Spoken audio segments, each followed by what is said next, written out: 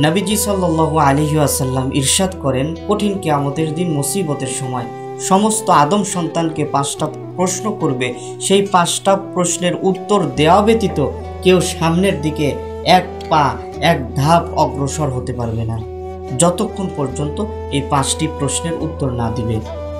5টি প্রশ্নের উত্তর যদি সঠিকভাবে দিয়ে দেয় তাহলে আল্লাহ রাব্বুল আলামিন তাদের জন্য রেখে দিয়েছেন জান্নাত। আর যদি সঠিকভাবে উত্তর দিতে না পারে তাহলে তাদের জন্য আল্লাহ রাব্বুল আলামিন রেখে দিয়েছেন লাহুম আযাবুন শাদীদ। আল্লাহ তাআলা তাদের জন্য রেখে দিয়েছেন কষ্টদায়ক, যন্ত্রণাদায়ক আযাব। সেই 5টি প্রশ্ন কি? আল্লাহ রাব্বুল আলামিন 1 নম্বর প্রশ্ন করবেন, তোমার জীবনকে তুমি কোথায় ব্যয় করেছো? 2 নম্বর প্রশ্ন করবেন, তোমার যৌবন কোথায় ক্ষয় করেছো? 3 নম্বর প্রশ্ন করবেন, তুমি সম্পদ উপার্জন করেছো কোথায় থেকে? 4 নম্বর প্রশ্ন করবেন, যে সম্পদ উপার্জন করেছো সেই সম্পদগুলো কোথায় ব্যয় করেছো? হালালভাবে ব্যয় করেছো না হারামভাবে ব্যয় করেছো?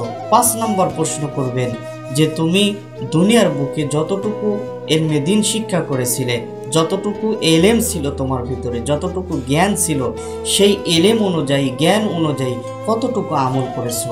এই 5টি প্রশ্নের উত্তর আল্লাহ রাব্বুল আলামিন আমাদের সঠিকভাবে দেওয়ার তৌফিক দান করুক। আমিন। আসসালামু আলাইকুম ওয়া রাহমাতুল্লাহি ওয়া বারাকাতুহু।